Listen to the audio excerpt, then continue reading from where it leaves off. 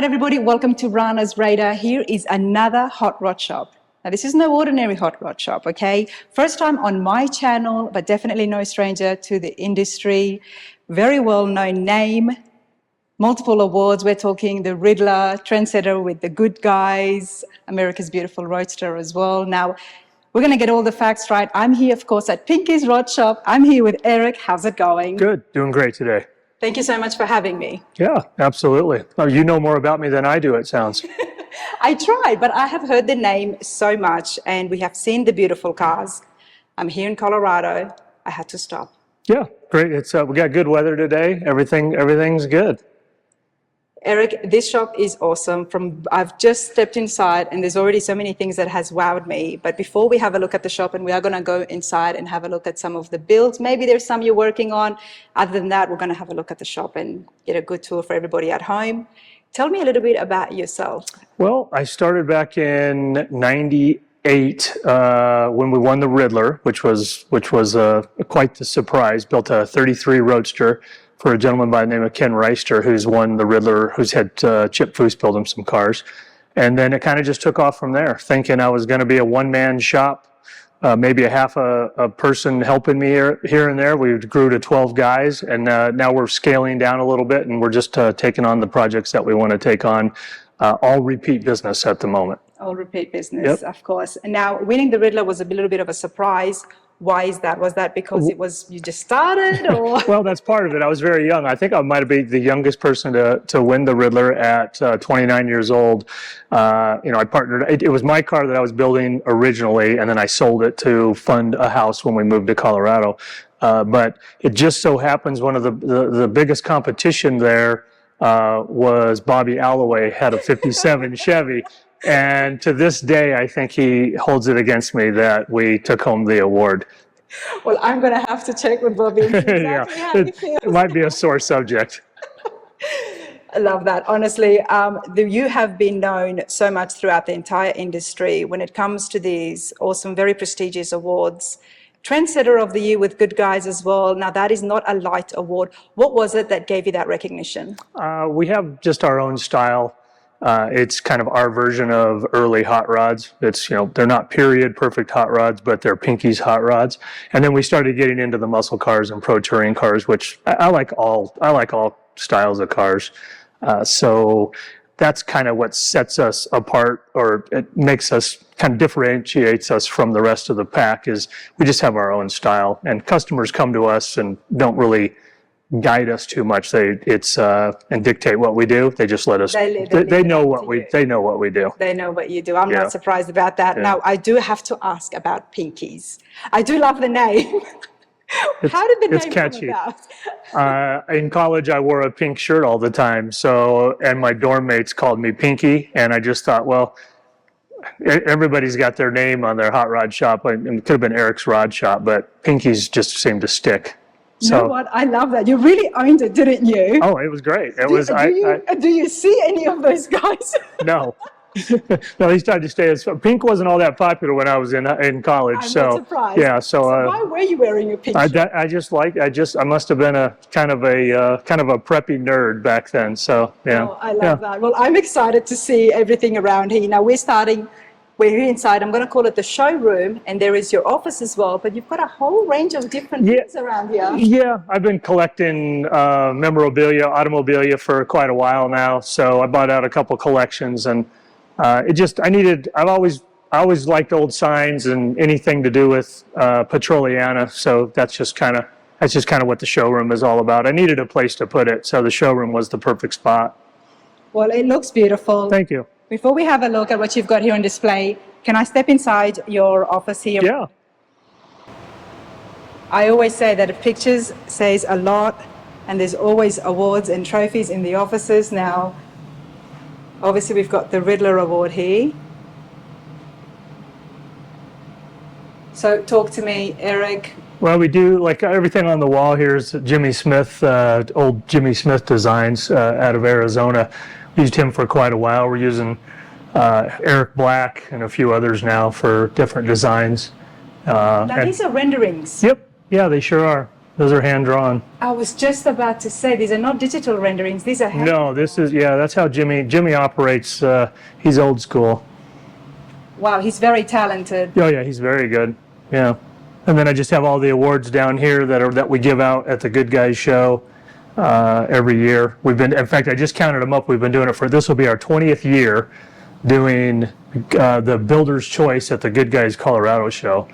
And then just a collection of the awards that I want to keep, the ones that mean something to me, some significance.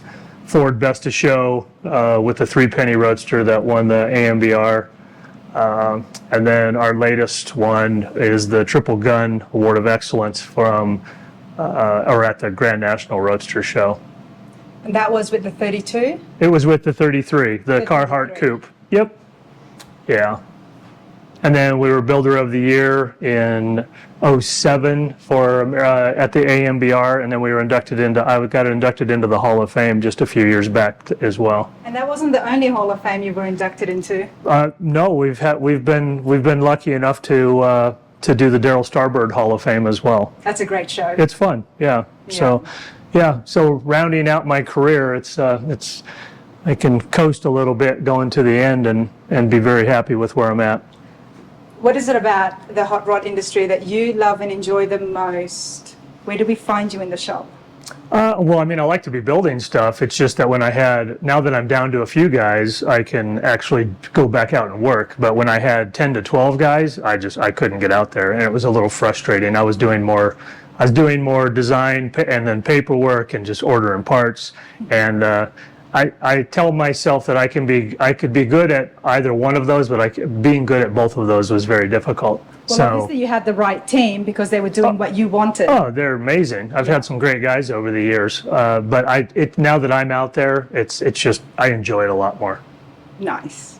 Well, this is quite a history that we've got here inside your office. Now, Good Guys is very big.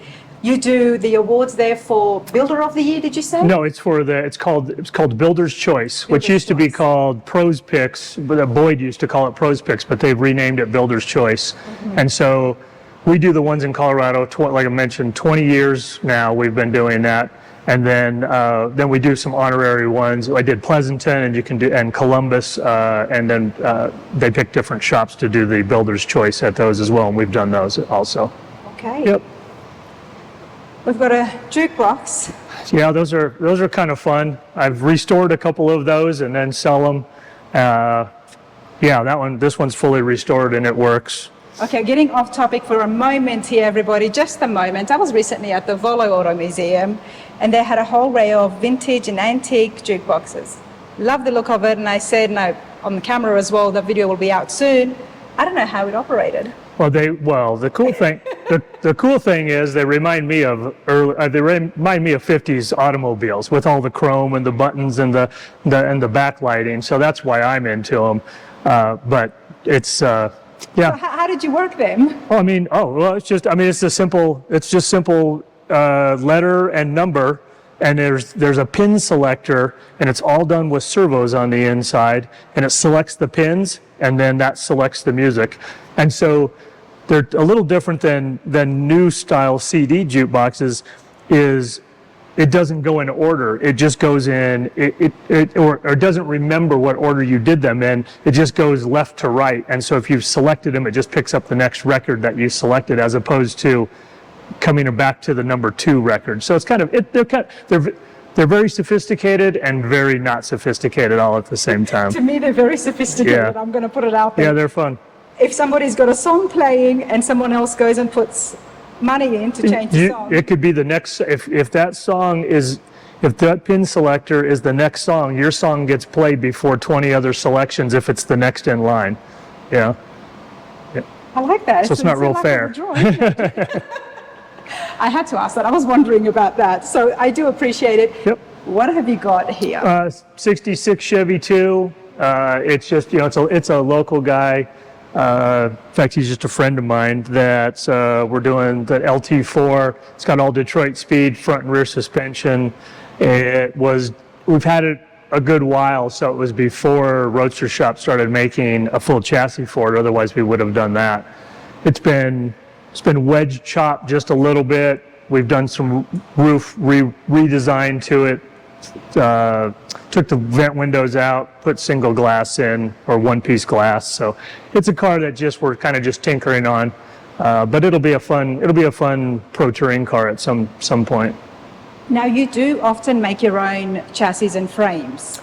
We do for 32s, 3s, and 4s, but anytime we do a pro touring car, it's all Roadster Shop or Art Morrison. Nice. Those are our two go-to manufacturers for pro touring cars. Two very good companies. Oh, totally unbelievable. Absolutely. Yeah. What they're doing out there is amazing. There is a video of the Roadster Shop on the channel, so do check it out. Now, so I'm guessing by the look of things, you might be selling some parts as well? Yeah, well, I actually sold that product line to Leading Edge Machine and Design.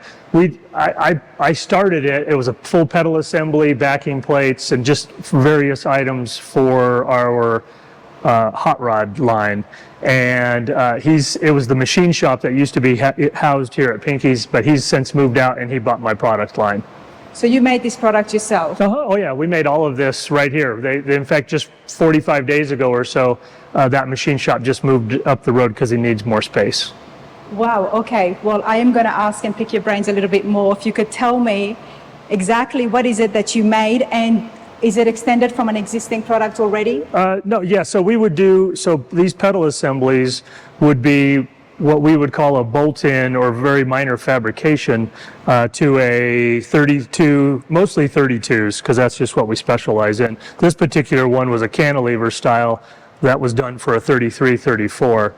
We designed this one to go in a car named the Federale Coupe, which was built for Keith Hill, and it won the Hot Rod of the Year several years ago. I don't know the year specifically, but the red one? It's maroon, yes. Maroon, yeah. Yep. And he's the same owner that just won Hot Rod of the Year with Carhartt coupe as well. So this pedal assembly was designed specifically for the Federale coupe, and then we just have kind of progressed into the Model A's, and then also we did Model A's, 32s, 3s, and 4s. But Thomas from Leading Edge Machine and Design has taken over this line. Awesome. And what is so special about these that is the upgrade to what was? Well, they're swinging pedals, which we like the ergonomics of a swinging pedal better than an under-the-floor pedal. Okay. So under-the-floor master cylinder, in my opinion, has just an awkward feel, and this is more of a new car feel to it. Nice. We love that. Absolutely love that. Any way to keep those hot rods continuing on into the future. Absolutely. We want to make them. We drive the hell out of our cars, so we want to make them as comfortable as possible. That's the other thing I wanted to know, the type of cars that you make. So it is the drivability, the drive. Oh, we drive everywhere. Next year we have a big show in Canada that we're all going to drive to. Okay. Yeah. All right. Well, Leading Edge Design is where you'll be able to find Eric's latest product, everybody. Now, what else is here? Really, it's just more pedal assemblies and then backing plates. This is 40 Lincoln backing plates. We run 40 Lincoln brakes on most of our hot rods, and so I thought it would be, hey, why not do, instead of a steel backing plate, do an aluminum backing plate? And so Thomas offers this now with the fins or with a brake scoop for an air inlet. But it's just old school drum style design, but they look good on early hot rods.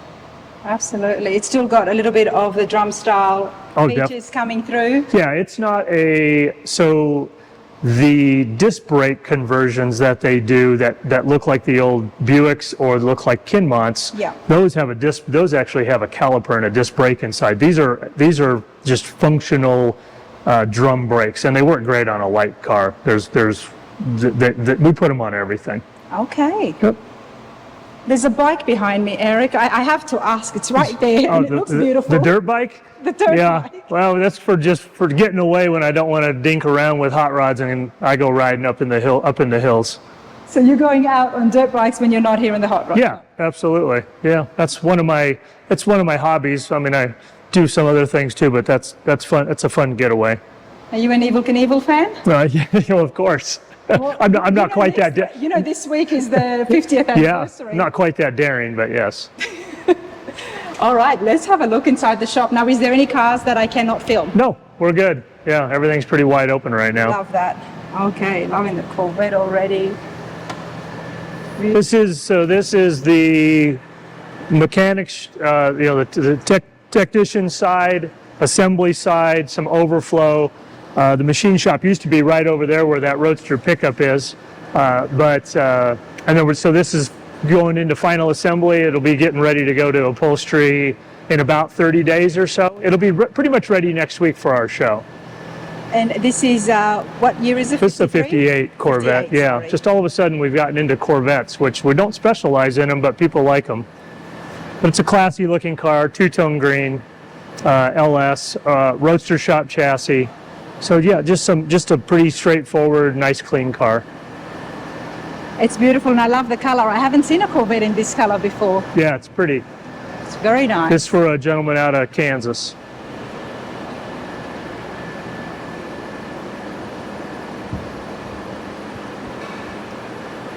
Baby wipes. Now talk to me about baby wipes. Well, this was, Absorber is a manufacturer of cleaning products, and we've been lucky enough to be in their booth at SEMA for a couple of years, and that was the Roadster pickup called Loaded, and then the AMBR car Three Penny were both in their booth over the last several years. So it's our SEMA go-to to be in their booth. So will we be able to see the Roadster pickup?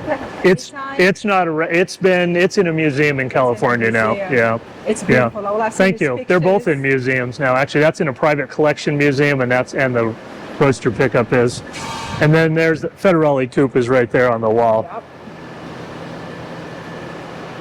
Yeah, I do. That one definitely stuck with me. Yeah, that was built back in '07. That's a long time ago. It was. Yeah, But that was still, I mean, look that at- was way ahead of its time. very. Wow. There's noise, there's banging, that's what we want to see. And here inside the hot rod shop, Yeah, you're working on something. Yeah, this is a Roadster pickup for a gentleman out of Missouri, Cuba, Missouri, and it's got a little Honda 4-cylinder in it. We'll make it look a little more like an early 4-banger, but it's on one of our thinned out frames, or what we call a Section 32 frame. It's thinned out to 4.5 inches from 6 inches. But it'll just be a fun little driver hot rod. Now, did you build this from the ground up? Yeah. I mean, we start with the frame, and then this is a Brookville body. And then we're building. Manufacture these bodies? Yeah, Brookville manufactures this part, and then I'll stamp out. We stamp out, machine the sides, and then stamp out built the tank and the bubble. So we're just getting. This has been here a good bit, but we're just kind of getting through a few other projects, and then we'll get onto this. This has one of our pedal assemblies in it from back in the day. It's a T56 6-speed. This will be a really fun truck to drive. Absolutely. I love seeing things in bare metal. Well, that's the other side of the shop is all fabrication, and that's where everything is built. Now, this is your paint booth. Yeah, this is a paint mixing booth, or mixing bank, and then the paint booth, which you access from the other side. We mostly only paint our own anything that we build here. We don't do any outside painting, so it's very limited to the cars that we build here. Okay, all custom paints. Yep.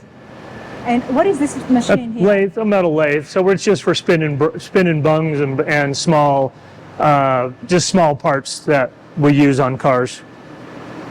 It's so interesting that I did come across this recently, and it wasn't at a hot rod shop. It was in a lumber factory. Don't ask me what I was doing yeah. there. I mean, it's an essential item. You don't use it on a daily basis, but you have to have one if you're going to build the caliber of cars that we're trying to build. And I remember thinking to myself, it looks like 3 machines or 3 functionalities on the one table. Yeah. Is that what's well, happening? yeah. I mean, you put your piece, your stock in here, and then you machine it with this bit, and then you can drill with this. So it's not automated at all. It's not CNC. It's So all how do you use it's all two manual. hands to operate all Well, three? yeah. You just run it back and forth. Okay, Yep. once this is already stuck Yeah. on. This spins. So that runs so you put your stock in, and then and hold it with the jaws, and then you can turn down, and then you can drill, tap, It's just very, very basic pieces, but they're accurate and it's Like needed. the manual version of what we see in CNC happening. That's exactly, yeah, that's exactly what it is on the lathe side, yes. I love that. That is so interesting.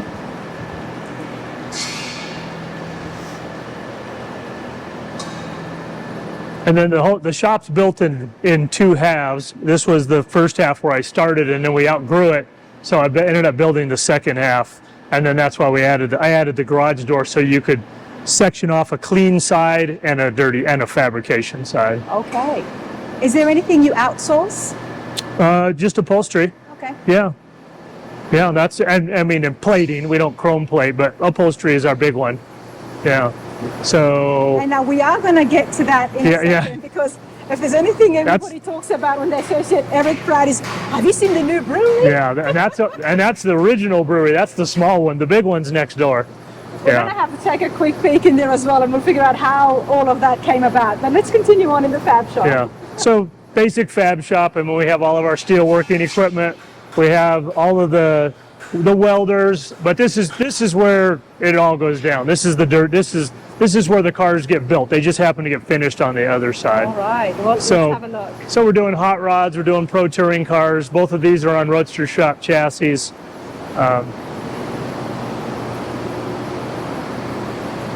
Another Roadster. Can we expect this in January? No, not that one. No. This one, well, one of the reasons is it's my own personal car, so it may never get finished. Oh, okay. Yeah, but it's my dream car. It's my dream car. It's an original 32 steel body car, so it is my dream car. And what's the plans for this? It'll be, well, I built a 32 3-window for my dad. That's really bright light blue. It's going to be the twin to that car, but a roadster version of that, and fenderless. So it'll be light blue, and then I'll have two matching cars that we can cruise around in. Nice. And then a Pro Touring 67 Camaro. It's getting a flat plane crank Don Hardy LS, so it'll be a high revving LS. And this will be a Street Machine of the Year contender at some point. Talk to me about the hood. I noticed it's a different metal. Well, it's a reproduction hood, so it's an SS reproduction hood. Yeah, but it's E-coated. That's just how you receive them. And then another Corvette, which we just seem to be getting Corvettes, but a 66 wide body Corvette. That's another Street Machine of the Year contender. Did you make any changes to the body lines of the Camaro? Nothing crazy. We've removed drip rails, and we've stamped inside components, package trays, and but other than that, it's a stock bodied. We love these muscle cars, especially the Pro Touring ones. Some of the changes are done inside with a radiator cover, just a different firewall, stamping certain beads in different areas, inner panels. A typical Pinkee'S build where it's everything's cleaned up, but it's not over the top. Such beautiful builds. How did the skills come about with yourself? Did you go to school? It's everybody here is pretty much self-taught. The only other you can go to Wyotech. A couple of my guys have gone to Wyotech for the automotive side of it, collision refinishing, and then the street rod. But I'm self-taught. I just started welding and shaping metal in my garage, and then turned it into a business. Dad was an influence? No, well, of course he was. He didn't do it professionally, but he was into cars, so I was into cars. You just had the hand. Absolutely. And then practice. It was great.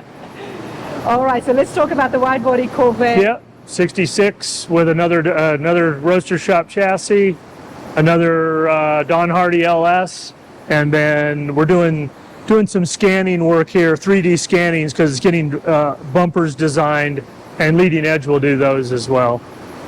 Leading Edge does 3D scanning as well? Yeah, yes, they do 3D scanning and machining.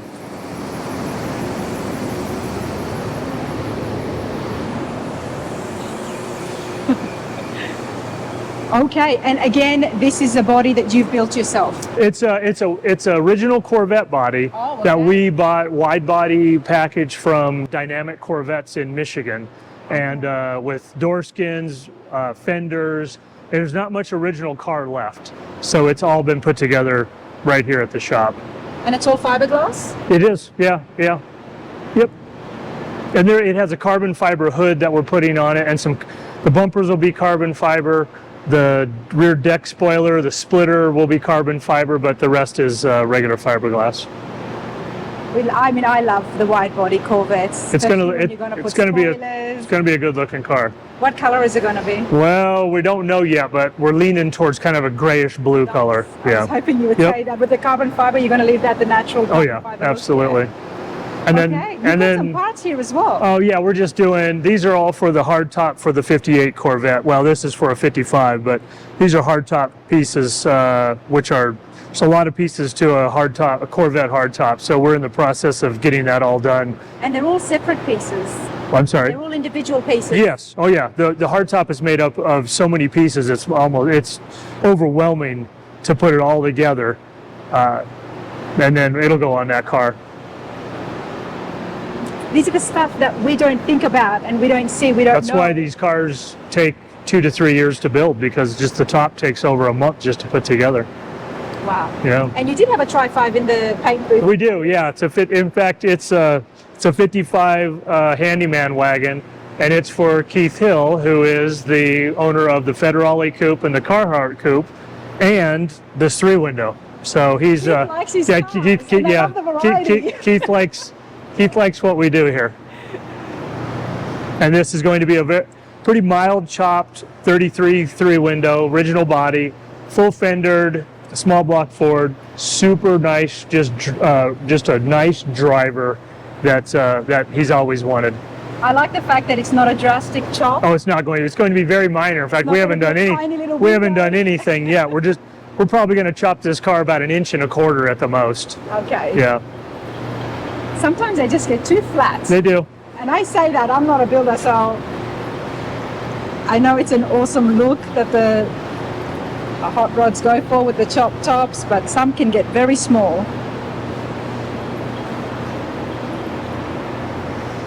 So you want to talk about the original concept of the brewery when you're done there, of course. I want to go have a look at some of the tools that you use. Got it. Now, you used to have a lot of CNC machines in here. We did. We had them on the other side. Yeah. But you don't need that anymore. No, we don't. We outsource that. So this is all the metalworking equipment. I mean, your typical shears, brakes, plenishing hammers, power hammer. Did you say brakes? Yeah, this is a sheet metal brake. Yeah. Is it like a cutter or? No, that cuts. This bends. Bends. Yeah. Okay. And then the yellow machine, the gold machine forms. Same with the machine next to it. This smooths, stretches a little bit. Any hot rod shop that's going to get to the next level, you have to have a Pomax. So you can see all of the dies that we've used. We've made every one of these dies handmade to do different body lines, folds, recesses. And you didn't CNC these, you just No, we just cut these by hand. Wow. Yeah. And whichever this is, that's the shape you're going to get. That's exactly that's the shape you're going to get. And this side's even full of them too. So it's over the years we've made a lot of dies for a lot of different things. Step dies, mostly body lines. So they're forming dies. Can we try one? It would take a little bit to set up. Oh, was it? Okay. Yeah. I had to ask. All right. And now, is that an English wheel? Yeah, which is, it's very rarely used since we have the power hammer now, but that's why it's stuffed back over here in the corner. But I still use it for a really high crown panel. But all of this equipment you need, but you don't necessarily need it on a daily basis. One of the things that I enjoy is at the hot rod shops, and we've seen it over and over again, is the presence of these vintage tools. Oh, definitely. Like this Pomax was used back in the war, back in World War II, to mostly shear, but to also do some other. This is a cast. This is like a cast base. So it's technically a nibbler, which would shear different pieces, but we use it to form. Okay. Yep. And then just the basic, then the normal, the bead roller, the horizontal bandsaw, just the sheet metal roll. Again, we don't use these on a daily basis, but we use them, you know, periodically throughout the week. You don't know what a customer is going to ask for, what custom modifications they want. Well, I mean, a perfect example is when we're into Corvettes. Apparently, we use more glue than we use sheet metal shaping. But like the radiator cover on that car was all done on these machines over here. But otherwise, with the fiberglass, you glue it together. Yeah. It goes. We were known for our sheet metal work, but Corvettes seem to be coming through the door. Okay.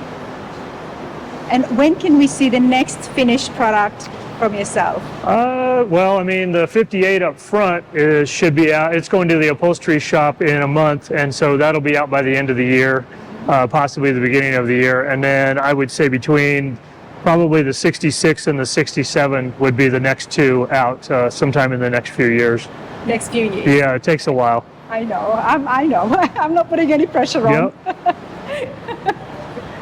All right, so talk to me about, before we even go inside, Eric, talk to me about a brewery and how did that come about? Well, hot rod shop? This used to be my assembly room, and we would line up cars in there and we would assemble them, but we didn't really need the space anymore, and I always thought, well, I kind of like craft beer, so why not start a brewery?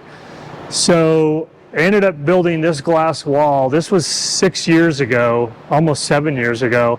And this is where the original Mash Lab Brewing was started, where we brewed in this room, which we don't anymore. We have a full facility next door. But we would brew in this room, and then this was the tap room, and we have a full bar. And we just served our own beer back in the day. We can step in there. Absolutely. The neat part is people would come in here, and you can sit and have a beer and watch us work. Now, the guys were a little reluctant to it at the beginning, but you get used to it. It really isn't that. If you're good at what you do, you're showing off a little bit. It's pretty fun. Exactly. Yeah. So it really is a neat atmosphere when you can sit here and hang out and talk with your friends and watch cars being built. This was in my town. I would be here. I know this is a cool. Once a week just to this is a sit cool. here and watch This is and a have cool drink. place. This is now used for private parties. So with our Good Guys event coming up for the kickoff party, this will be a madhouse. The shop will be crazy. This will be full of people. We'll be drinking good beer. So what an awesome way for somebody to celebrate something. Oh, it's perfect. They do. I've since sold Mash Lab at the beginning of the year, or no, it was actually in April, and so this space is still occupied by them, but they do 40 to 50 person parties in here. Full bar, full everything. There's a lounge there as well. Yep, yeah. It's good stuff. Yeah, it's fun. And coffee house. Yeah, that was just a sign I picked up. Oh, okay. So there's no coffee. No, there's no coffee. We only drink beer around here. Now, we're in Colorado, and I heard that it's pretty elevated up here, the land. Oh, this is, you gotta. It's like, what, 5,000 feet? Yeah, we're at just over 5,000 feet, so it takes a little bit of effort to catch your breath around here. And then this is the new area, which is the new patio. And so these are connected via patio, and then that's the new facility over there, which we'll walk through. Would it be all right for me to walk through? Yeah, we can go. Your customers in there? Yeah, we can go in there. I'll show you the brewing. I'll show you the new brewing facility. We'll go in through the front door. You've got to do it because all your hot rod friends talk about it. Oh, they love this place. Yeah. Yes, we have outdoor space over here that connects it to. We have a full smoker over there. What's up, Tony? Sorry, Eric, I gotta go and have a look. Hey, how's it going? Good, how are you? Good. Look at the size of this smoker, goodness. Oh, it smells good. We call that the beer drinking machine. The beer drinking machine, awesome wings. Yeah, I built this facility 3 years ago, and it was what we call headquarters. So it's the new headquarters for Mash Lab Brewing, which is now owned by the Rogers Group. This place is massive. But what it is, it's a big facility. One thing that you'll find that's really cool inside is these hand-painted kegs that are they're painted to look like oil cans, but they're kegs. I love that. How cool is that? What better present to open up a brewery than a hot rock? I know. Isn't that cool? It is cool. What did your wife say about that? Oh, she loves it. They're good. awesome. Yeah. And then this is the main restaurant. And then Ed Tilrock did the artwork for us, backlit behind the bar. It's just yeah. So it's a bump in place. And then they had this. Michelin tire. Yeah. So it's got a small automotive theme, but it's not over the top. It's very tasty. Yeah, it's very yeah. It's very tasty. Well said. That way, whether you're into cars or not, you know, the ladies. Yeah, you kind of get it. Mezzanine for other private parties as well. Okay. Oh, well, we got to see this. And Check then- out the brewery, everybody. And Adam is brewing today, so it usually smells pretty good in here, so just be careful. But so this is where it all goes down. Adam's standing up on the brew deck. That's where all the brewing is done, and then these tanks is where it all ferments. And so once he's done brewing over there, he pushes it into one of these tanks, and it sits for 2 weeks to 6 weeks, depending on the style of beer. All right, my supporters, people of the channel, okay, this is a car channel, but if I know the car guys, I know you all like your beer. I certainly like my beer as well, but I don't know how it gets brewed. Can you show us or tell us simply on how the process and the steps? Well, yes, actually, Adam right here will kind of tell you. You want to just go through the quick process of how you put grain in and everything else? Yeah, absolutely. So quick rundown. We mill the grain, so cracking it open. That goes into the grist hopper here. When I'm ready to mash in, I'm mixing it with hot water. That falls into the mash tun. In there, a bunch of enzymes are converting all the starches into sugars. Once the mash process is done, then I'm running that sweet wort off over into the boil kettle, which is the far tank there. I'm rinsing that with some hot water to get all the sugar out. Over there, I do the boiling process. It takes about an hour. I'm adding hops at different times to get different flavor profiles. So depending on how long it gets boiled will determine how bold it is? That's mostly from the malt that goes in. So different malts have different flavors. So it's caramel malts and roasted malts and lighter malts too. Okay. Yep. And then I'm adding hops to add the bitterness, the flavor, and aromas. And then from there, I send it out through the heat exchanger to one of the fermentation vessels over here, where I have my yeast added in. And then the yeast does all the magic of converting all that sugar into alcohol and CO2. Yeah, sounds so simple, huh? So Adam brewed today, and you started it. This is probably 4 hours ago at least. Yeah, I mashed in at 8 a.m. Yeah, so 4 to 5 hours it takes to brew and put it into a tank, and then it sits for, like I was saying, 15 days to 6 weeks or so, depending on the beer. Yep. Yeah, and then it's chilled, canned or packaged, what they call packaged. They put it into kegs and then they serve it. And is it only served here? No. Mash Lab, or can you? No, it's elsewhere. They're going to serve it in the Fuzzy's restaurants here pretty soon as well, Okay. since they own all of those. Well, Adam, this is super cool. I appreciate your time. Very welcome. And sorry for just bombarding you. Yeah. Not at all. Thanks, Adam. Yeah, no problem, Eric. Let's have a quick. Yeah, you can see the kegs are labeled. Those aren't full. Those are just for storage. And then one thing that's fairly impressive is this gigantic or pretty big walk-in cooler. This is all packaged beer, and so this is just waiting to go out or waiting to be put on tap right here at the brewery. These are all different varieties of beer. I mean, there's probably about 10 to 15 kegs of each different variety that they have on tap. Wow. Yeah, it's pretty neat. This is the part that got me into it, is just the whole process of brewing. I love finding how things work, everybody. But then when they look this cool, right next door to a hot rod shop and a hot rod themed brewery, doesn't get better than that. No, it's fun. And Jesse Greening's doing a brewery now too. That's correct. Yeah. When we were out there at Green's Auto Company, it was still in the works, and I think it might be finished now. So we are due for another shop tour. And then these are barrels, whiskey barrels that have beer in them, and they age for 1 year to 3 years, and then and it just brings a much heavier. They're usually stouts, and they're just a heavier flavor of beer, and then Adam will bottle it, and then we'll sell it as a barrel-aged beer. It's a very eclectic beer where you have to be really in the mood to. It's a very heavy. It's usually 9 to 12%, so it's a real beer. So it's beer with whiskey in it. Yeah, well, they're just aged in whiskey barrels. There's no whiskey in it, and only the flavor comes out of the barrel. Oh, okay. Yep. I was going to say that's pretty strong. Yeah, no. 12%, but Yeah. it's just the barrels. That's pretty cool.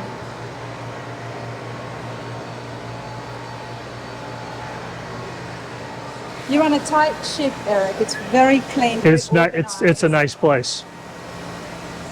And 3 years, did you say this has been? Yeah, the new building was built in. It's 3.5 years now. It's March of 3 years ago. Okay. The place is absolutely booming. Thank you. Congratulations on that. Hey, how are you? Good. Hey, Brian. That's super cool, everybody. If you do come out here to Denver or even to Windsor, it's worth the drive. Come and check out, bombard Eric while he's building those cars, and then come and have a beer down here. But the place is massive, and there's event space even upstairs as well. Your customers would have a ball just coming and talking to you about the next build. It's the perfect layout to have a conversation with new customers, existing customers. It's really casual. You can have dinner, you can have lunch, you can have a couple beers. It's just it's a fun place to hang out. He can make some noise, yeah. Oh boy. Oh God.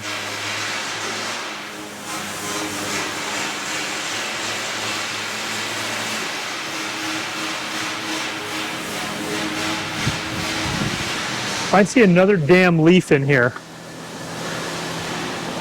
I don't remember any of these leaves being that last year. Are you just making it look like you do work? Yeah. As well? I do my fair amount of cleaning around here. Why do you think it stays so clean? I'm the janitor. Well, everybody, Eric is going to be at the Good Guys this week. I'm going to say this week because this is when the video is coming out. Yeah, it's coming. Friday, and next Friday is our kickoff party for the TGIF party, and it's a bash. It's a big one. So what happens? We open up the whole shop, and the brewery's wide open, and the parking lot is all hot rods, and we have a live band, and we just have fun. This is Friday the 6th of Yes, September? Friday the 6th. Okay, well, if you are around, you have to come out here and check out the shop, have a party, and then head over to the Good Guys, which is where? Which is at the Budweiser, well, it's called Blue Arena, Budweiser Event Center, which is just up the road here. Just a mile away is all. I won't be able to make it, but I look forward to seeing all the pictures, and hopefully next year sometime I can come out and check it out. That'd be perfect. To Denver, Good Guys in Denver, but this is pretty cool. Eric, I do appreciate your time. You've got an awesome place. Not only the shop, but to have the brewery right next door as well. I've been doing this for 25 years now, for building hot rods, and I still love what I do, so it's great. And if you could give advice to somebody who's starting out in the industry, what is it that has kept your passion alive? Being allowed to be creative every day definitely helps. It's passion driven, so it keeps you motivated. I've had great customers.